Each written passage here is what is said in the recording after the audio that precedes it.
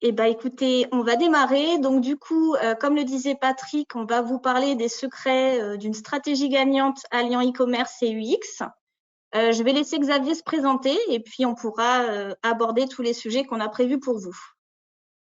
Donc, bonjour tout le monde. En 2 mots, donc moi c'est Xavier Collard, je suis donc le dirigeant de l'agence Altix. Altix, on est une agence UX spécialisée dans le e-commerce depuis bientôt 20 ans. Donc l'idée de ma présence, et je remercie la team 410 Gone d'avoir pensé à moi, l'idée c'est de compléter la stratégie e-commerce que va présenter Sandrine d'un point de vue UX, un peu conversion, mais surtout utilisateur. Parfait, merci Xavier. Alors, pour ma part, petite présentation rapide. Je suis chef de projet e-commerce PrestaShop chez 410 Gone. J'ai plusieurs années d'expérience dans le e-commerce et dans la gestion de projet. Alors, on vous a concocté un programme assez vaste parce qu'on sait que le sujet est assez varié et très enrichissant.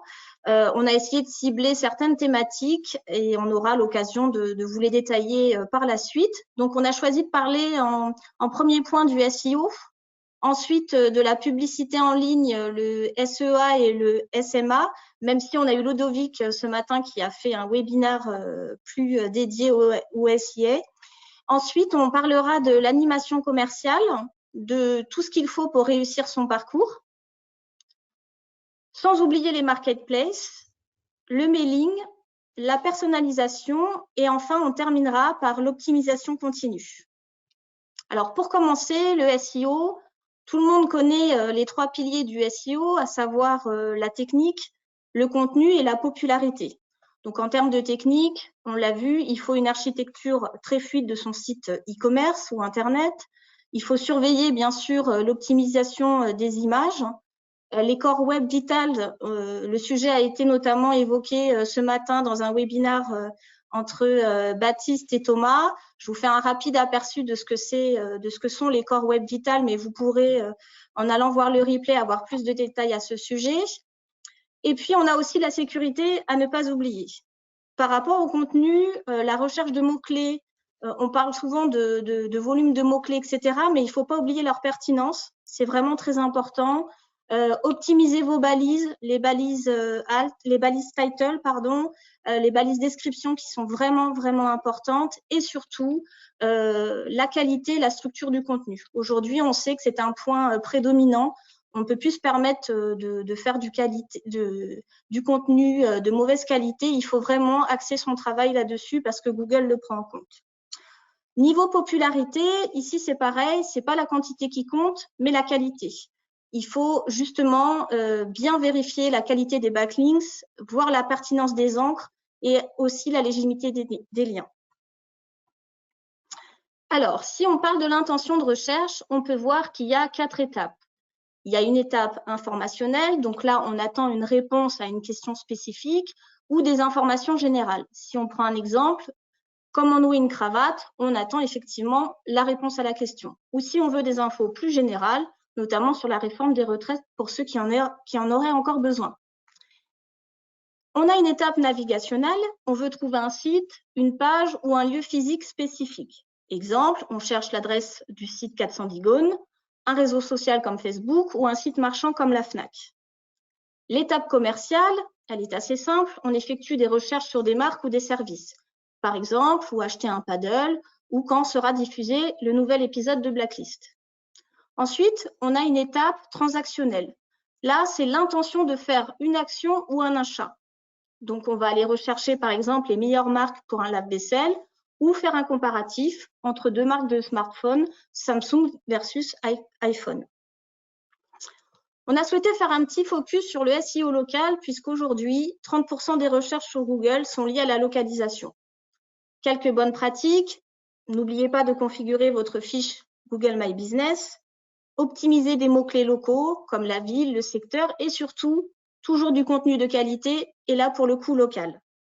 N'oubliez pas les annuaires locaux et surtout, encouragez les avis clients qui peuvent être vraiment très importants. Et enfin, surtout, j'aurais dû commencer par là, proposer un site mobile friendly, car 60% des recherches aujourd'hui locales sont effectuées depuis un smartphone.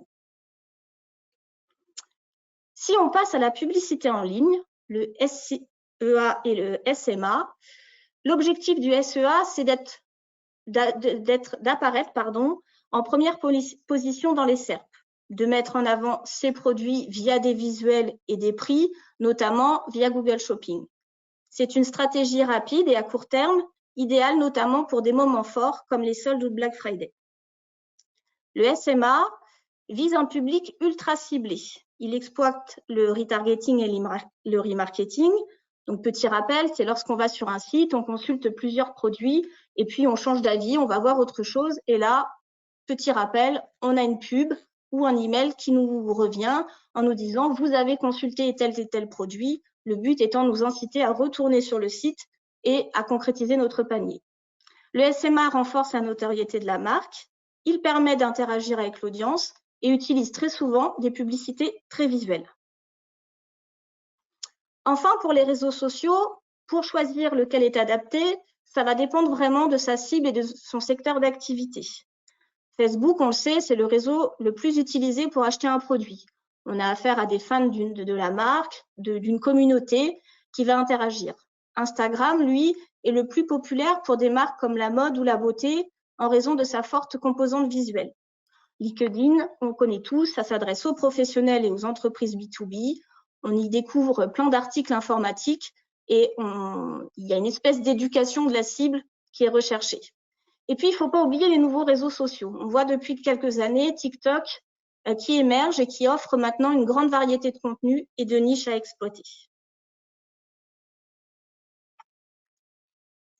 Du coup, je laisse la main à Xavier pour vous parler d'un point de vue UX. Qu'est-ce qu'il faut faire?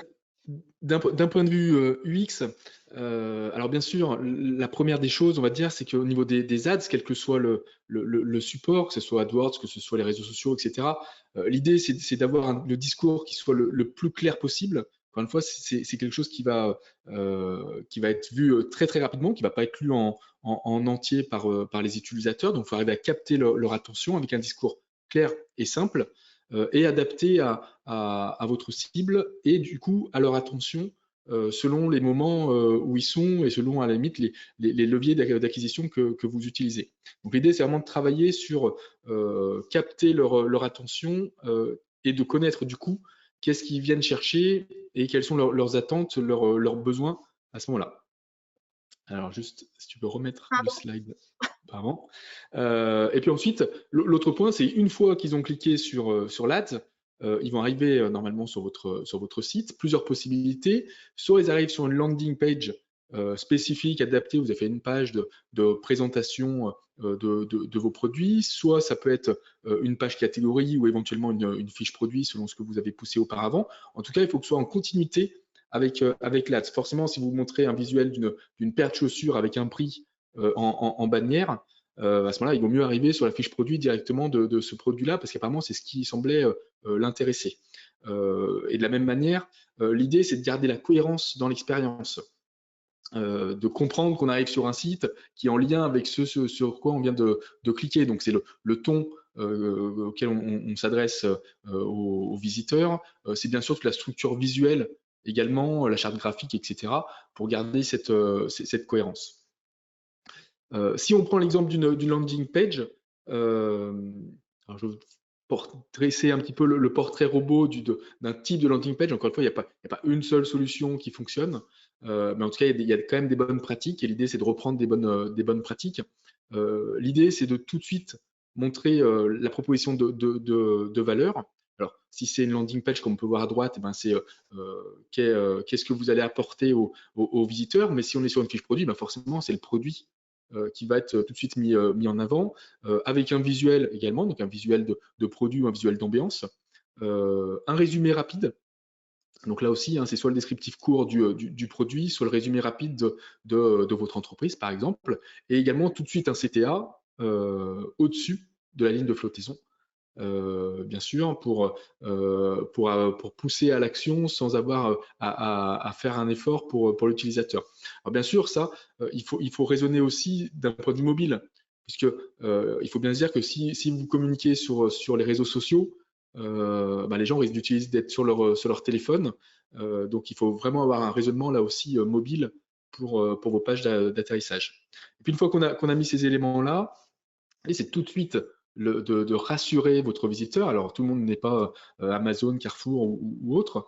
Donc, l'idée, c'est de montrer des avis clients, des références, des références clients, si on est en B2B, par exemple, ou des éléments de réassurance, encore une fois, si on est sur une fiche produit, de retour gratuit, de mode de paiement sécurisé, etc. etc. Et puis, en dessous, on va commencer à donner un peu plus d'informations complémentaires. Et là, l'idée, c'est d'avoir une information à tiroir. Ce qu'il faut savoir, c'est que les utilisateurs ne lisent pas tout ce que vous allez mettre sur votre page. Donc, si vous ne voulez pas dire, j'en mets le plus possible, comme ça, forcément, ils y trouveront leur compte. Non, ça ne marche pas du tout comme ça. Il va falloir hiérarchiser les informations que vous voulez mettre en avant. Et donc, pour ça, il faut quand même connaître votre cible. Et puis ensuite, il faut faciliter la compréhension.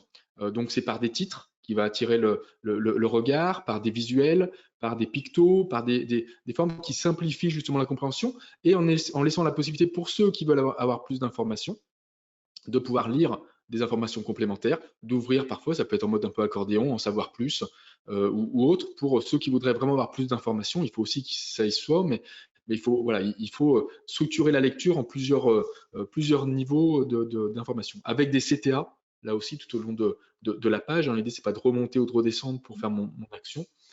Donc, c'est de donner la possibilité. Et également des possibilités de sortie, puisque ce qu'on veut éviter, c'est le taux de rebond. Donc, l'idée, c'est que si sur la page sur laquelle ils arrivent n'est pas exactement ce qu'ils veulent, l'idée, c'est qu'ils puissent facilement naviguer et découvrir d'autres produits ou d'autres services que vous pouvez proposer. Donc, l'idée, c'est aussi d'avoir une redistribution sur d'autres pages de votre site, sur votre home ou sur d'autres pages qui pourraient être cousines par rapport à la recherche initiale. Alors, je le dis parce que c'est ma première intervention, mais je reviendrai dessus par la suite. L'idée, de toute façon, c'est clairement de tester, que ce soit les ads, tous testent, hein, bien sûr, que ce soit des campagnes AdWords, que ce soit des visuels, des bannières, vos landing pages, etc. L'idée, c'est de tester pour trouver justement les optimisations à apporter au fur et à mesure. On reviendra sur cette partie-là. Super, merci. Du coup, on va parler maintenant de l'animation commerciale qui est rythmée, vous le savez tous, par ce qu'on appelle les marronniers, donc des événements. Excusez-moi, je repositionne, voilà, mon écran. Donc rythmé par les marronniers, des étapes, des saisonnalités où il y a des forts événements. Donc l'objectif de ces événements, c'est forcément d'attirer des clients, puisqu'on sait très bien que les clients sont toujours à la recherche de nouvelles offres promotionnelles. Il faut créer un sentiment d'urgence, puisque ces périodes de vente sont souvent limitées dans le temps, donc il faut pousser les clients à acheter rapidement. Ça va améliorer la fidélisation, puisque c'est totalement l'occasion de, entre guillemets, récompenser ses clients grâce à des offres exclusives ou à des avantages leur étant dédiés. Par la force des choses, ça va augmenter les ventes. Les offres attractives et les avantages sont vraiment des atouts pour booster le chiffre d'affaires. Et puis, ça améliore la notoriété de la marque, bien communiquer sur sa marque, proposer des offres uniques, ça permet aussi de se démarquer de ses concurrents et avoir de la valeur ajoutée. Je vous ai mis un petit exemple, un calendrier marketing et e-commerce 2023, où on peut voir que chaque mois, on a des thématiques à ne pas louper. Et si on regarde le mois d'avril, on se rend compte que forcément, fin avril, on a loupé des French Days à ne vraiment pas louper, entre guillemets, puisque c'est une opération qui est attendue avec de fortes promotions et une sélection souvent de produits très intéressantes. Donc là aussi, ce qu'il faut savoir au niveau des utilisateurs, c'est que, on est tous des utilisateurs, c'est qu'en général, on aime ça, on aime les animations. Alors j'ai mis un petit visuel en magasin, c'est-à-dire que quand on va dans son magasin, on aime voir quand même des choses qui changent, on aime qu'on nous montre des nouveaux produits, qu'on nous montre des promotions, forcément ça. Et d'ailleurs, si les gens aiment aller en magasin, c'est justement parce ça va leur pousser des choses auxquelles ils n'ont pas forcément pensé. Donc l'idée, c'est de faire des animations. Alors bien sûr, il faut qu'elles soient adaptées à votre cible, hein. C'est sûr que Dior ne fait pas les mêmes animations que ses discounts en nombre et en thématique. Mais l'idée, c'est quand même de réaliser certaines choses que votre site, il se passe des choses et qu'on a envie de venir voir de temps en temps. Qu'est-ce que je vais découvrir? Quelles seront les nouveautés? Alors, ce qui est important, c'est pas juste de dire je vais faire des animations. Encore faut-il qu'elles soient visibles et qu'elles soient vues et comprises. Alors, la première chose, c'est qu'elles soient vues. Il suffit pas, j'ai remarqué, j'ai pas parlé de slider. Par facilité, j'ai envie de dire, souvent on a tendance à se dire tiens, je veux mettre en avant certaines choses sur mon site. J'ai qu'à les mettre dans le slider et puis en plus je peux en mettre plusieurs parce que ça défile. Donc du coup, j'ai pas besoin de choisir ce que je vais pousser. Les gens verront, ça marche pas comme ça. On se rend compte quand on fait des tests utilisateurs que les utilisateurs en fait, déjà n'attendent pas que le slider ait défilé pour voir tout ce que vous proposez, que globalement assez vite il a tendance à scroller et à descendre sur votre page. Et puis pour reprendre des chiffres, alors qu'il reste des moyennes bien sûr, mais un slider c'est 1% de clic sur une home page. Donc autant dire qu'en termes de performance et de redistribution sur d'autres pages dans la navigation, c'est quand même, c'est pas là-dessus qu'il faut miser. Mais en tout cas, on peut quand même mettre en avant des bannières. Donc dans l'idée d'une bannière claire, c'est un titre, un produit ou une catégorie mise en avant avec un visuel, un prix ou en tout cas une indication tarifaire et un CTA. Même si là aussi on sait que dans l'usage, la plupart des bannières sont cliquables, un CTA va un peu plus pousser instinctivement à l'action. Déjà, il y a du wording, j'en profite, je le veux, etc., etc. Donc du coup, ça va pousser un peu plus à l'action. On peut aussi mettre des onglets de couleurs dans le menu. Et là aussi, l'idée, c'est pas juste de rester ce qu'on retrouve habituellement toujours, allez, on fait un onglet bon plan, et toute l'année, on a l'onglet bon plan qui est là. Donc l'idée, c'est de le faire vivre. Ça aussi, c'est de l'actualiser selon l'événement. Alors bien sûr, on peut mettre les soldes, on peut mettre les nouveautés. Enfin, on peut faire varier un petit peu ça. Encore une fois, comme dans un rayon de magasin, il faut l'animer. Et le wording de votre site doit aussi servir à ça. Et puis juste une petite attention également. Il suffit pas de mettre encore une fois des bannières ou des éléments de partout sur le site.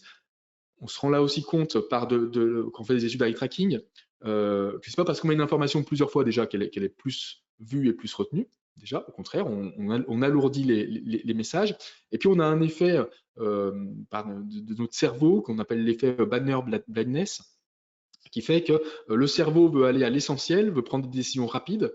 Donc tout ce qui lui semble être superflu et le perturber dans sa prise de décision, il le met de côté. Et entre autres, tout ce qu'il considère sur un site être de la publicité, votre regard va l'éviter. Et donc, on se rend compte que tout ce qu'il considère comme une pub, alors des fois, notre cerveau se trompe. Parfois, on met quelque chose en avant, c'est pas une publicité, mais pour notre cerveau, c'est une publicité parce que ça a les caractéristiques d'une publicité classique. Donc, c'est assez peu vu. On voit, alors ça se fait moins maintenant, mais tous les côtés de sites, à gauche, à droite, on mettait des visuels d'ambiance, des promos, des choses comme ça. C'est pas ça, le regard va très très peu là-dessus, puisque c'est vraiment considéré comme de la publicité. Voilà. Et puis l'idée, c'est aussi de rester simple dans vos animations commerciales, pas de réaliser des usines à gaz qui vont être complexes, pas compréhensibles et du coup peu attractives. Une des valeurs sûres qu'on voit en termes de conversion en France. Alors, tout à l'heure, il y avait un autre webinaire sur le e-commerce à l'international, mais en tout cas en France, la livraison est aussi quand même souvent un grain de sable pour les utilisateurs. Donc dès qu'on fait la livraison offerte, c'est clair qu'on voit un taux de conversion qui augmente fortement sur beaucoup de sites. Donc c'est un des leviers qu'on peut mettre en avant.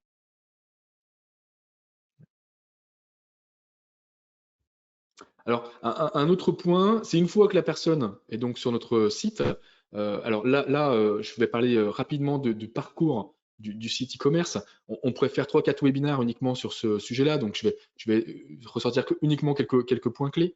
Mais ce sur quoi je voulais insister, c'est d'une part de réfléchir au parcours global. Pas juste se dire de ma landing à la page de paiement, je vais proposer certaines choses, un parcours et une réflexion.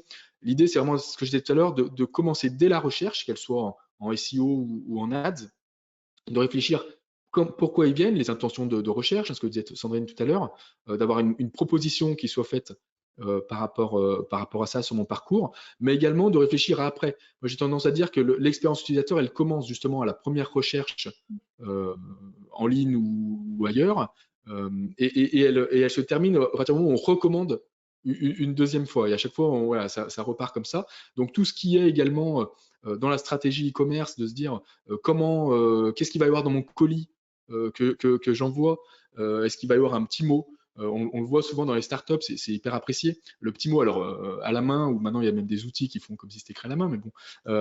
En tout cas, la petite attention va avoir son importance, de remettre quand je commande quelque chose un petit bon, une remise pour une prochaine commande. Enfin, toute cette stratégie-là doit être au niveau global, elle doit être revue. Si je reviens sur le site internet, il y a des éléments sur lesquels il faut vraiment faire attention, c'est tout ce qui est au-dessus de la ligne de flottaison. Et du coup, ça a un impact sur le scroll. Et malgré parfois ce qu'on peut penser, même sur mobile, où on a tendance à dire les jeunes ou les moins jeunes scrollent facilement, pas tant que ça. On a souvent des pages très longues avec beaucoup d'informations et on se rend compte que quand on met des outils de mouse tracking, on se rend compte que finalement, il y a assez peu d'informations qui sont vues. Et souvent, au bout de 2-3 écrans, on a déjà plus grand monde qui continue de scroller, quoi. Il faut vraiment avoir cette réflexion-là de hiérarchiser les informations les plus importantes et surtout de couper un peu la structure de la page pour montrer qu'il y a du contenu intéressant qui arrive en dessous et pour pousser justement un peu plus au scroll en disant bah tiens, il y a encore ça qui arrive derrière, voilà, ma page n'est pas terminée. Des fois, on ne s'en rend pas compte. Donc vraiment une réflexion sur l'ergonomie, sur le design. J'ai mis sur la droite 2 captures d'écran. Alors c'est des stations de ski qui ont le même template d'organisation, mais pas le même UI donc, dessus. Et on se rend compte, voilà, par exemple, sur le design, les contrastes ne sont pas les mêmes. Donc il y en a une où c'est bleu sur un fond bleu, donc c'est pas, voilà, pas forcément, ça ressort pas forcément. L'autre c'est rouge sur un fond bleu et blanc. Donc tout de suite, il y a des choses qui ressortent beaucoup plus facilement et ça fluidifie, ça attire le regard. Et si ça attire le regard, ça attire éventuellement à l'action. Ce que je disais tout à l'heure, les utilisateurs scannent vos pages mais ne lisent pas. Donc attention justement au bloc de texte. Et c'est vraiment d'organiser visuellement avec des titres hiérarchisés, etc. De montrer justement les CTA qu'il peut avoir. Hein. Alors je montrais tout à l'heure la capture d'en bas à droite qui semblait un peu plus contrastée. Attention, il y a quand même aussi des petits soucis, c'est-à-dire que là, les CTA ont la même structure que les titres. Donc là, encore une fois, on perturbe la navigation et on n'est pas très clair sur les contrastes et sur les CTA. On peut utiliser des zones sticky justement ou des encres pour faciliter quand même la navigation. Et puis des éléments qui pourraient être là aussi très complexes, mais l'idée c'est de favoriser la conversion. Hein, je ne vous apprends rien. Donc l'idée c'est d'être simple, rapide et guidé. C'est surtout là-dessus que je voulais insister, c'est-à-dire que l'idée c'est d'expliquer aussi pourquoi vous demandez certaines choses aux utilisateurs. Si je veux qu'ils créent un compte, c'est de leur donner auparavant les arguments de quel serait mon avantage de créer un compte sur ce site. Si je leur demande leur numéro de téléphone, c'est pour quelle raison. Voilà. Et forcément, je donnerai les informations si on m'explique un petit peu plus le pourquoi. Et surtout, c'est de guider aussi pour éviter les erreurs. Ok, je te demande ça, mais voilà exactement ce que je te demande. Alors, je pense principalement au mot de passe, par exemple. C'est qu'est-ce que je veux et en temps réel, je vois si mon mot de passe que je saisis est bon ou non. Donc voilà, donc c'est d'aider les utilisateurs pour qu'ils évitent d'abandonner. Alors j'ai repris un exemple aussi, mais là aussi, il fallait que je reste court. Donc j'ai pris l'exemple d'une fiche produit qui est importante et qui peut être justement une landing page sur des ads. L'idée, c'est là aussi de faire une sorte de portrait robot d'une fiche produit. Donc dans l'idée, c'est d'avoir dans un premier temps un visuel principal sur lequel éventuellement on peut zoomer avec différentes vignettes qui représentent différents points de vue. L'idée, c'est une photo assez large pour voir l'ensemble du produit, une photo un peu plus zoomée pour voir un peu plus la matière, une photo où on voit le produit de face, de derrière, de côté, etc., etc. On peut mettre des vidéos, alors faire attention au temps de chargement, etc. Mais en tout cas, l'idée, c'est vraiment de montrer le produit le plus possible pour faciliter la prise de décision, de mettre en haut le nom du produit. À côté, on peut mettre les avis, là aussi pour rassurer l'utilisateur sur les avis qui ont déjà été donnés. Un descriptif court qui renverra, à la limite, si la personne a besoin de plus d'informations, sur un descriptif plus long, plus en bas dans la page. S'il y a des options de produit, c'est en dessous qu'on va mettre ces éléments-là. Donc ça peut être la taille, les couleurs dessus. en dessous la partie prix et à côté du prix, le bouton d'action principal. Donc c'est à côté ou en dessous, peu importe, mais en tout cas l'idée c'est que quand j'ai fait ma modification d'option, je vois mon prix et en voyant mon prix, j'ai tout de suite à côté la possibilité de le mettre au panier. Là aussi, c'est vraiment l'ergonomie qui va jouer pour guider le regard et le regard guide un petit peu l'action, la souris ou le clic. Puis en dessous du CTA, l'idée là aussi, hein, comme je disais tout à l'heure, c'est vraiment de rassurer vos utilisateurs. Donc là, sur la fiche produit, avec des éléments de rassurance adaptés à l'étape. Hein. Là, sur la fiche produit, l'idée, c'est plus de lui dire que vous avez 10 000 produits disponibles. L'idée, par contre, c'est de dire qu'il y a l'échange gratuit, qu'il y a le paiement sécurisé. Enfin, voilà, on le rassure sur la commande. Donc, toujours avec une hiérarchisation des boutons d'action, en restant dans la charte, mais en gardant une cohérence de tous mes boutons d'action principaux. Donc, ça peut être de voir le produit, d'ajouter au panier, de valider mon panier, etc. Toujours la même structure de boutons et le même wording. C'est-à-dire que si soit vous êtes à l'infinitif tout le temps, soit vous êtes je veux commander, et on garde comme ça le même ton et la même cohérence tout au long du parcours. Et puis, un peu plus bas dans la page, on peut donc compléter avec des descriptifs sur le produit, avec des avis clients, mais cette fois un peu plus détaillés, éventuellement, des photos de leur usage, etc. Et puis, on peut rajouter, on en reparlera tout à l'heure, du cross-selling pour justement présenter d'autres choses à vos visiteurs. Et juste un petit rappel, là aussi, l'idée, c'est que si je fais ajouter au panier sur ma fiche produit, l'idée, c'est qu'on ait une pop-up qui apparaisse avec justement ce que je mets au panier. Là, encore une fois, l'utilisateur a besoin d'être sûr que ce qu'il fait a été pris en compte.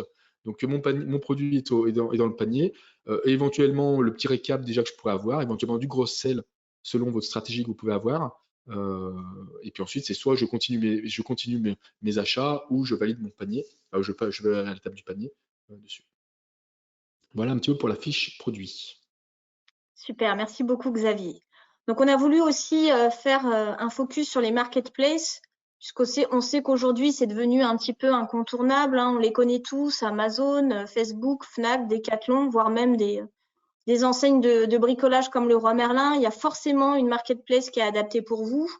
On sait que ça permet d'accéder à une base de clients élargie et du coup d'accroître sa visibilité. Et puis aussi sa légitimité, parce qu'une plateforme, une marketplace peut aussi permettre d'atteindre ce point-là. Bon, l'objectif, c'est aussi de faire grimper son chiffre d'affaires et puis être partenaire de grandes marques et assiser sa légitimité. Côté SEO, bon, il faut quand même garder l'ascendant sur notre site. Hein. On ne va pas forcément mettre les mêmes descriptions produits que sur son site parce que on est bien d'accord que Amazon sera toujours plus fort que vous si Google détecte du contenu dupliqué. Donc attention, vigilance, il faut vraiment adapter son contenu à son canal de diffusion. Le but, c'est de ne pas non plus défavoriser son site au profit de la marketplace. La marketplace reste un plus, mais il faut garder ces descriptions les plus pertinentes et les plus détaillées pour son site afin d'essayer de mieux se positionner que les marketplaces. Alors, juste une petite parenthèse sur la partie marketplace, je n'ai pas fait de slide là-dessus, mais ce que je veux dire, c'est très intéressant en effet pour développer les ventes et c'est souvent une partie non négligeable de chiffre d'affaires supplémentaire. La réflexion UX qu'il faut avoir, c'est qu'est-ce que mon site peut apporter par rapport à une marketplace. L'idée, c'est d'apporter de la valeur. On préfère que les gens viennent acheter sur son site plutôt que d'acheter sur d'autres sites, parce que forcément, il y a un peu moins parfois de marge, etc. Donc l'idée, c'est qu'est-ce que je peux faire pour que mon site quand même attire plus les utilisateurs, quelle valeur je peux apporter. Donc ça peut être du conseil, parce que forcément sur Amazon, mis à part ma fiche produit, je ne peux pas dire grand-chose de plus sur mes produits, mais sur mon site, je peux apporter des conseils, je peux mettre des vidéos, je peux expliquer des choses, etc. Je peux avoir une sorte de programme de fidélité. Éventuellement des garanties un petit peu différentes, des nouveautés, des choses. Enfin voilà, je peux communiquer différemment. Et c'est là-dessus qu'il faut jouer, puisque l'idée, c'est pas de rentrer en concurrence avec les fiches produits d'Amazon, de la Fnac ou d'autres qui font très bien le boulot, mais de dire c'est qu'est-ce que moi je peux faire pour que les gens viennent voir mon site et ma marque pour acheter. Il y a des choses à faire. Et comme tu le disais, on pourrait faire plusieurs webinaires dans la journée à ce sujet-là. Du coup, sur la partie mailing, petit point sur la newsletter, tout le monde connaît, hein, on est tous sollicités plusieurs fois par jour par différentes newsletters, mais on en convient tous, ça maintient quand même un contact régulier, ça renforce ainsi la relation avec l'audience. On a tous en tête parfois des petits mails d'anniversaire qu'on reçoit et qu'on trouve plutôt sympa que notre marque pense à nous, même des fois même avant des membres de sa famille. Du coup, l'idée aussi, c'est de proposer des contenus pertinents et intéressants. On le disait tout à l'heure, des actualités, des conseils. On peut aussi, bien sûr, hein, ça fait partie de la newsletter, mettre en avant des promotions, des offres commerciales ou des événements, mais il faut garder à l'esprit qu'il faut le faire en fonction de l'actualité, de la saisonnalité. Là, par exemple, je vous ai mis un petit exemple de Mano Mano qui a envoyé une newsletter sur le programme du mois d'avril où effectivement, ça concorde avec la saison et ça donne envie de jardiner au potager, d'entretenir le jardin. Et tout, c'est justement le programme qu'ils mettent en avant, c'est pour accéder à des tutos, des suggestions de produits, mais ils sont dans la thématique et ils sont dans la période à l'instant T où le client reçoit sa newsletter. Autre type de mailing, la relance panier. Donc, je vous ai mis aussi un petit exemple de Cultura, qui met en avant le fait que les articles ne sont pas perdus. Je vous montre la slide suivante pour vous montrer sur la partie de droite le fait qu'ils aient effectivement mis en avant d'autres points. Donc, il faut faire attention dans la relance panier à soigner l'objet. On parle souvent de personnalisation, mais là aussi, il faut personnaliser le message, présenter clairement le ou les produits abandonnés, et puis peut-être réindiquer des éléments de réassurance qui peut-être étaient absents au moment de la potentielle commande. Donc là, par exemple, Cultura vient réassurer ses clients en leur proposant de venir tester les produits en magasin et puis de repartir avec, de la possibilité de payer en plusieurs fois ou d'être conseiller directement. Donc ça, ce sont vraiment des points très importants. Puis les avantages, on les connaît tous. Ça permet d'améliorer l'expérience client, forcément de réduire le taux d'abandon du panier et finir par l'accroissement des ventes. D'un point de vue UX, il y a quelques spécificités sur l'emailing. Bien sûr, c'est le temps de réponse, le temps de lecture, très rapide, que ce soit pour l'objet ou pour l'intérieur du mail, c'est quelques secondes pour se dire est-ce que je l'ouvre, est-ce que je le regarde ou est-ce que je le supprime. Donc du coup, c'est là aussi, tout comme les ads, c'est de vite capter l'attention avec des choses qui intéressent vos utilisateurs. En B2C, ça peut être un peu différent en B2B, mais en tout cas en B2C, on est quand même là aussi avec un raisonnement vraiment mobile first sur l'approche. Les gens vont ouvrir leur mail sur leur téléphone et avec une durée de vie très courte. C'est-à-dire qu'une fois qu'on a envoyé le mail, c'est assez instantané. Si je clique dessus, c'est rare de se dire tiens, je le mets de côté et puis dans 2 semaines, je retournerai là-dessus. Voilà, donc il y a la durée de vie qui est assez instantanée et une forte concurrence. Tout le monde a plusieurs dizaines de mails dans tous les jours. En B2B, c'est encore plus. Donc du coup, là aussi, il faut savoir se démarquer. Ce qui est quand même intéressant sur l'inscription à la newsletter, il y a différents points. Ce qu'apprécient les utilisateurs et ce qui marche bien, c'est quand même de les laisser choisir aussi sur par exemple la fréquence. Est-ce que je veux recevoir des mails tous les jours, toutes les semaines, tous les mois, tous les 3 mois, à certains événements, etc. Et puis les thèmes qui m'intéressent. Si je vends des articles de sport, est-ce que je suis plus intéressé par des articles de montagne, des articles de basket ou autres? Donc l'idée, c'est d'adapter pour justement avoir des envois qui correspondent aux attentes, et donc d'éviter les désinscriptions trop rapides. Donc ça c'est assez intéressant. Et puis l'idée, c'est aussi quand même de s'adapter. Tout comme tout à l'heure, je parlais du menu, on a souvent tendance à mettre alors souvent dans le footer, un petit inscrivez-vous à notre newsletter. Et puis on pourrait revenir 10 ans après et on a toujours la même chose. Inscrivez-vous à la newsletter. Voilà. L'idée, c'est quand même aussi d'adapter le message à la période, de dire déjà pourquoi je m'inscrirai à la newsletter, quel est l'intérêt, quelle est la plus-value à m'inscrire, et de le tourner régulièrement en disant voilà, bientôt les soldes. Si vous voulez être averti des bonnes affaires, inscrivez-vous à la newsletter. bientôt une nouveauté produit, bientôt, voilà, pour rester informé, enfin, voilà, mais d'adapter encore une fois le message et qu'on n'ait pas l'impression que ce soit toujours la même chose, parce qu'au bout d'un moment, on le regarde pas du tout. On peut avoir aussi le côté pour un peu pour attirer l'inscription, d'offrir un petit cadeau de bienvenue. Bon, ça se fait, ça marche. En général, ça marche surtout sur des gens qui veulent acheter sur votre site et qui disent bah, tiens, je vais profiter de m'inscrire dessus. Mais à la limite, c'est pas très grave. Ce qui est important, c'est ensuite de capter l'intention et de faire en sorte qu'ils ne se désinscrivent pas.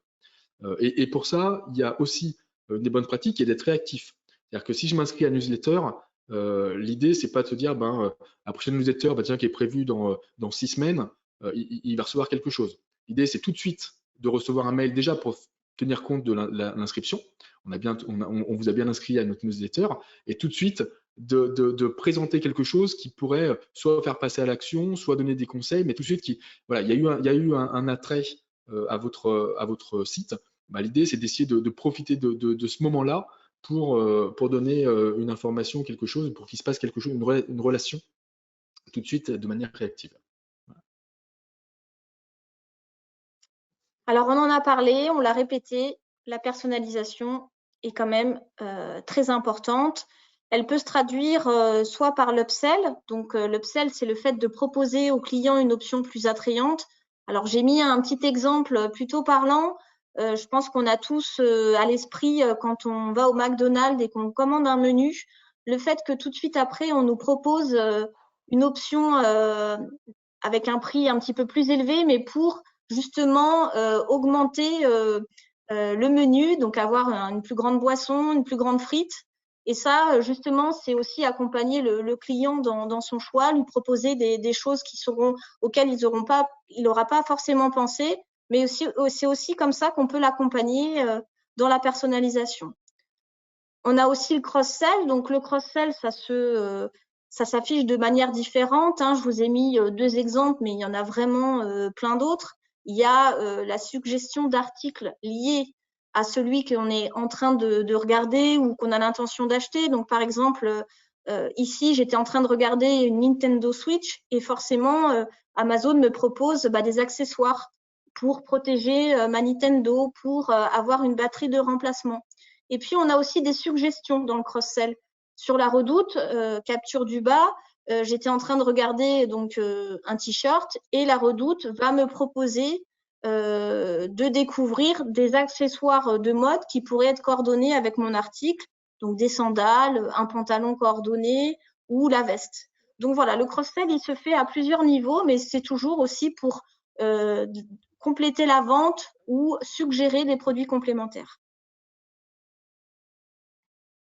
Donc là, beaucoup de choses aussi à dire sur la personnalisation. Déjà, le premier point quand même, c'est que tout le monde aime être sur un site personnalisé qui s'adresse à nous. Mais ça marche uniquement si c'est bien fait. Il n'y a rien de plus contre-productif que de pousser des produits qui ne me correspondent pas du tout ou de pas du tout être adaptés. Donc ça marche si c'est bien fait, donc il faut faire très attention à ce qu'on propose. Il y a quand même des choses qui sont simples et qui ne demandent pas non plus une intelligence artificielle ou je ne sais pas quoi, des algorithmes particuliers pour pousser certaines choses. Donc on peut déjà pousser des produits que j'aurais déjà vus auparavant pour remettre dans sa navigation en disant tu avais vu ça la dernière fois, et de ne pas oublier qu'il y a ça sur le site, etc. Donc il y a ces éléments-là. On peut aussi jouer sur des choses qui sont juste le ton, de reprendre par exemple le prénom, de personnaliser aussi dans la façon de s'adresser aux visiteurs. En B2B, il y a une chose essentielle, c'est les prix personnalisés. Pour beaucoup de sites, on a des prix entre guillemets alors négociés, c'est plus ou moins négocié, la marge de manœuvre est pas vraiment, c'est pas vraiment une négociation, mais en tout cas on a des prix adaptés. Et donc l'idée c'est d'avoir vraiment une navigation qui correspond à ce que je peux acheter par rapport à mon entreprise. Mais on a aussi d'autres choses. Alors c'est pas de la réelle personnalisation dans la navigation, mais c'est aussi d'utiliser par exemple le compte client pour donner des informations sur les achats. Et là encore pour que l'utilisateur sente que entre guillemets le site s'adapte à lui et lui propose des choses pour lui. Donc c'est ça qui est important et qui crée de la valeur pour l'utilisateur. Je voulais d'ailleurs reprendre quelques petites, alors c'est techniques neuromarketing ou des biais, hein, selon comment on tourne les choses. Mais en effet, l'effet Barnum, c'est ce que je disais tout à l'heure, c'est quand on dit une lame de produits qui sont vos recommandations, ou quand on met destination en vogue chez les voyageurs français, forcément j'ai l'impression qu'on s'adresse à moi, et du coup c'est des produits qui ont du coup plus de valeur que d'autres lames qui pourraient être en dessous et qui seraient d'autres produits qui seraient poussés. J'ai l'impression quand même que du coup c'est adapté à mes besoins. Donc ça, c'est des choses intéressantes. Il y a l'effet d'ancrage, ce que tu disais tout à l'heure, Sandrine, hein, l'effet d'ancrage, il y a plusieurs choses. Alors bien sûr, l'effet d'ancrage, un exemple, c'est les prix barrés, on voit, mais c'est aussi le prix des accessoires. Ce que fait McDo, si je ne dis pas de bêtises, c'est que quand je prends un menu normal, il me propose après le menu un peu plus gros et il ne me met pas le nouveau prix, il me dit juste que c'est pour 1 euro supplémentaire, je ne sais plus le prix, mais pour 1 euro supplémentaire, j'ai plus de frites, plus de boissons, etc. Donc déjà, le prix n'est pas tout à fait le même, quoi. Donc il y a un niveau d'ancrage, et c'est la même chose sur des accessoires. Si je veux voir un produit et qu'on me pousse des accessoires, forcément, je veux des accessoires qui valent normalement moins cher. Et donc du coup, je me dis, bah tiens, pour 10 euros de plus, je peux avoir ça en plus, c'est intéressant. Donc ça joue. Puis il y a l'effet de l'heure. Alors des effets comme ça, il y en a plein. Il y a l'effet de l'heure. Alors je vais détailler un tout petit peu plus parce que c'est lié aussi. Alors pas forcément. C'est plus au cross-selling, on va dire. Alors ça, c'est Amazon, hein, qui en termes de technique neuromarketing est quand même pas mal. Il y en a d'autres, hein, il y a Booking, voilà, des choses comme ça. En tout cas, là, si on reprend, je suis sur une fiche produit, donc c'est le premier téléphone sur lequel, sous la flèche, c'est, je ne sais plus quel produit était sur la fiche produit, c'était un Huawei P Smart 2019, voilà. Donc quand je descends en bas, Amazon me pousse un comparateur de téléphones. Alors globalement, je vois que tous les téléphones proposés sont à peu près dans les mêmes caractéristiques. Par contre, je peux voir que le deuxième téléphone proposé a quelques petites différences. Déjà, on voit en haut, donc là j'ai encadré en vert, on voit que c'est le numéro 1 des ventes selon Amazon. Okay, donc déjà, il me pousse quand même, là aussi, une preuve un petit peu sociale, ça veut dire qu'il le met en avant. Je vois que globalement, c'est à peu près toutes les mêmes fonctionnalités que ce que j'avais choisi, mais juste que sur la résolution des photos, je passe alors je vois pas trop exactement, mais 13 mégapixels à 16. Donc il fait quand même mieux. Sur le reste, c'est identique et qu'il y a un écart de prix de 9 euros supplémentaires. Donc clairement, il me dit, tu as quand même un autre téléphone qui est quasiment pareil, mais un petit peu mieux. Nous, on le pousse, il est 9 euros plus cher. Il y a de grandes chances quand même que ça pousse un peu vers ces produits-là. Donc il peut y avoir dans la manière dont vous mettez en avant les produits, en tout cas forcément, un impact sur le choix qui va être poussé et sur est-ce que je change pour prendre une gamme au-dessus, est-ce que je reste dessus ou pas, quoi. Voilà. Donc forcément, tous ces éléments-là de mise en avant vont impacter sur la conversion et sur éventuellement le panier moyen que vous allez avoir sur votre site. Et puis le dernier point, l'idée c'est de se dire, voilà, toute stratégie alors on n'a pas pu tout détailler encore une fois, mais toute une stratégie e-commerce que vous allez mettre en place, n'a de sens uniquement si ensuite on est dans une optique d'optimisation continue. Donc deux choses, déjà on améliore ce qu'on mesure, donc sinon c'est compliqué de savoir si on fait mieux ou si on fait moins bien, et tout se teste. Donc tous les points qu'on a abordés, et puis ceux qu'on n'a pas pu aborder, mais que ce soit une campagne AdWords, que ce soit une campagne par les réseaux sociaux, que ce soit du SEO, que ce soit de l'emailing, une campagne d'animation, web marketing, etc. Tout ça, ça va se mesurer et se tester. Alors, le principe d'une approche, on va dire, d'optimisation au moins de la conversion ou des performances, c'est dans un premier temps de fixer des KPI qui nous intéressent par rapport à ce qu'on met en place. Donc par rapport à ce que je disais, hein, le nombre de produits vendus, le nombre d'ouvertures de mails, le taux de désinscription à newsletter, etc., etc. Et de fixer des objectifs. C'est quand même ce qui est intéressant, c'est de dire quel KPI je veux suivre et vers quoi je veux aller. Une fois qu'on a fixé ça, l'idée c'est de vérifier dans Google Analytics, dans Matomo, dans tous les outils d'analytics qui peut exister, d'avoir le bon plan de tagage pour pouvoir suivre facilement justement ces différents KPI et de manière juste également. Et puis ensuite, une fois qu'on a ça, comment je fais pour essayer d'améliorer, comment je teste. Alors, il peut y avoir plein de types de tests différents. Il y a bien sûr tout ce qui est test AB qu'on peut utiliser pour faire différentes versions et puis voir celle qui performe le plus. On peut utiliser du mouse tracking. Alors, mouse tracking, hein, c'est on voit le niveau de scroll sur les pages, qu'est-ce qui est vu, qu'est-ce qui n'est pas vu, où est-ce que les gens cliquent. Alors, parfois, c'est assez surprenant, des fois, on voit qu'ils cliquent sur des choses qui ne sont pas cliquables. Peut-être qu'il faut que je modifie quelque chose. Ou il y a des choses qui sont cliquables, mais qui ne sont jamais cliquées. Donc, peut-être qu'il faut que je le mette un peu plus en avant, etc. Et puis, on peut aussi faire des tests utilisateurs. Test utilisateur, c'est de montrer certaines choses, alors montrer son site, montrer des maquettes à vos utilisateurs, montrer des campagnes AdWords à des utilisateurs pour voir qu'est-ce qu'ils comprennent, quelle est leur perception, quelle est l'appétence sur les éléments, qu'est-ce qu'ils font quand ils voient ça, qu'est-ce qu'ils en pensent, et comment je peux améliorer par rapport à leurs attentes ou à leurs besoins, comment je peux améliorer, peut-être que j'ai des choses en trop sur ma page, des fonctionnalités qui sont inutiles, voilà, ou que je commence à maqueter des choses qui ne seront pas forcément pertinentes pour l'utilisateur. Donc, autant ne pas perdre de temps ou de budget en dev si ça n'a pas d'importance pour l'utilisateur. Donc, l'idée, c'est voilà, de s'appuyer sur ces tests-là, sur idéalement de la data et des retours utilisateurs pour savoir comment améliorer, et ça de manière continue sur tous les éléments qu'on a vu. Alors, pas tous les éléments en même temps, bien sûr, mais en tout cas, c'est d'avoir cette approche continue d'optimisation. Et donc, il y a des outils qui existent par rapport à tout ça. Voilà un petit peu sur la partie optimisation qui est importante pour tout e-commerçant. Et ben voilà, on a terminé notre présentation. On espère que... Je ne sais pas s'il y a des questions. Voilà.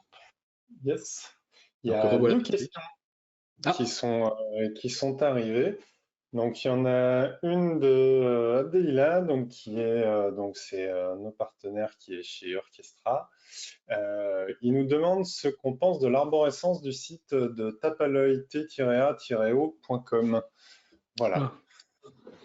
Alors là, comme ça, j'en ai aucune idée.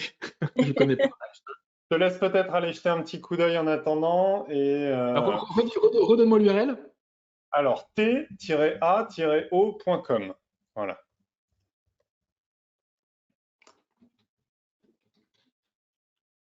Si, c'est sur vêtements enfants, tout ça.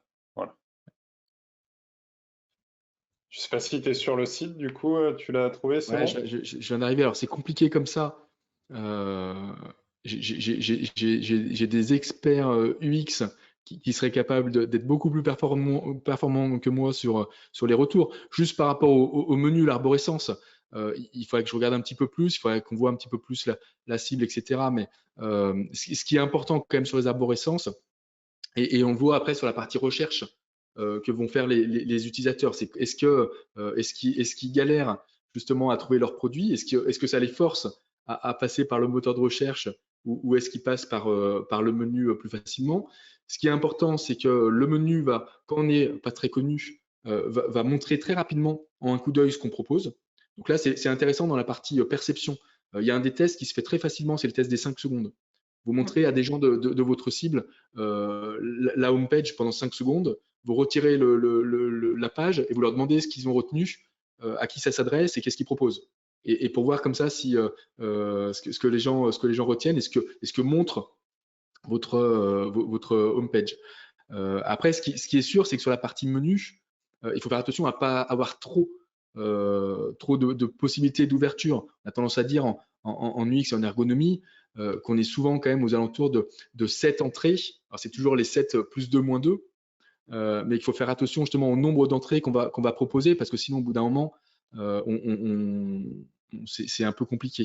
Là, on peut avoir un peu le sentiment, mais après, je ne veux pas préjuger et faire un audit comme ça live, mais d'avoir un peu presque 2 menus les uns au-dessus des autres. Il y a les visuels, alors je ne sais pas si tout le monde allait dessus, mais on fait un peu de pub au passage, allez sur le site. Mais du coup, voilà, il peut y avoir un peu on peut perdre peut-être un petit peu les utilisateurs sur toutes ces informations qui vont être les unes en dessous des autres et qui ne sont pas forcément reliées. Voilà.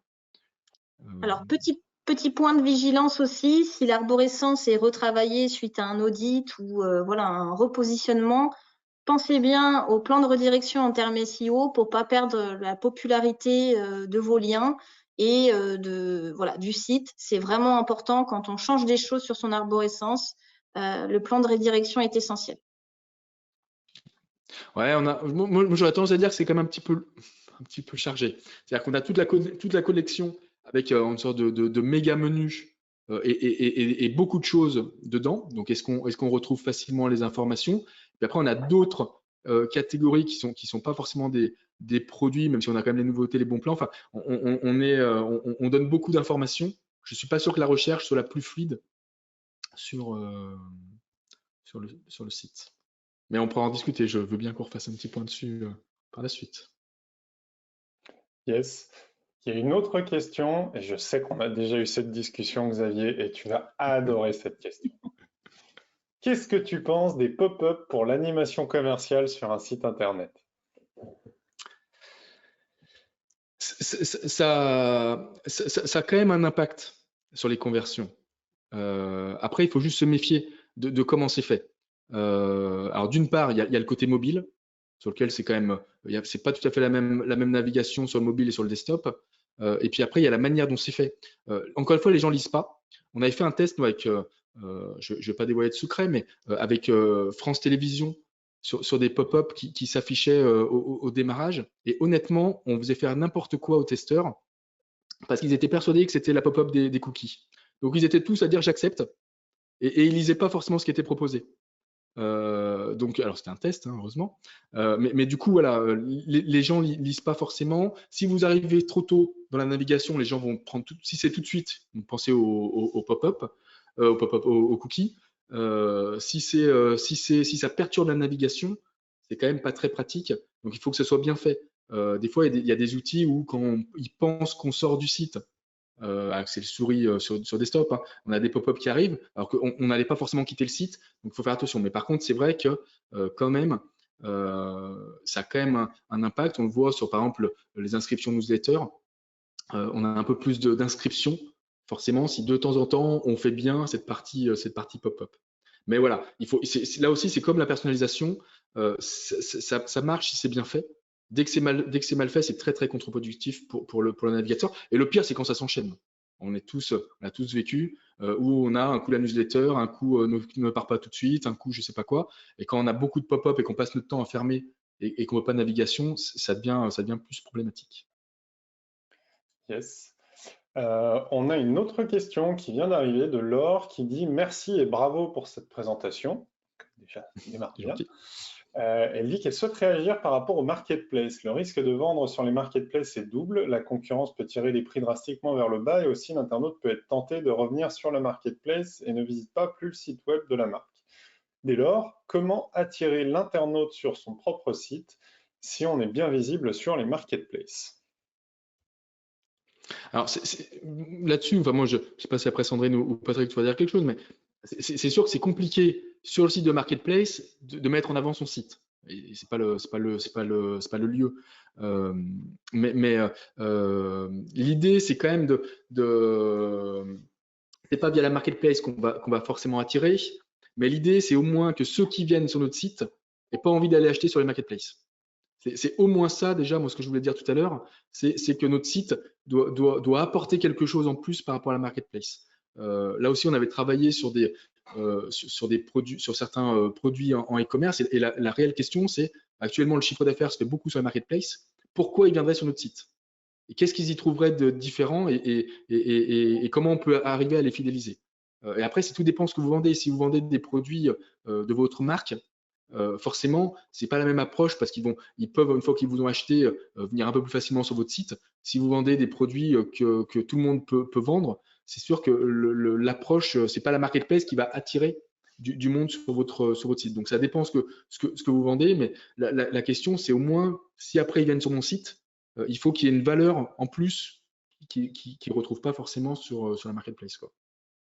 Et tu le disais justement tout à l'heure, Xavier, le fait d'apporter des conseils aux clients, d'avoir une valeur ajoutée par rapport à une simple fiche produit qu'on pourrait retrouver sur une marketplace, c'est vraiment important et on le voit de plus en plus, ça se démocratise. Beaucoup de sites ont des pages vraiment dédiées aux conseils et astuces pour accompagner, voilà, des tutos pour donner des conseils d'entretien sur des produits ou d'utilisation. Donc ça, c'est vraiment important et c'est ce que, par exemple, une marketplace ne va pas forcément apporter. Et puis, voilà, on sait les contraintes, mais il faut valoriser son site. Les contenus doivent être différents. On en a parlé aussi d'un point de vue SEO, mais c'est voilà, c'est un autre canal de diffusion et il faut s'adapter et prendre ces éléments en compte. Yes. Clairement, on peut reciter un des points qu'on a dit un peu plus tôt ce matin, mais c'était plus dans un optique SEO.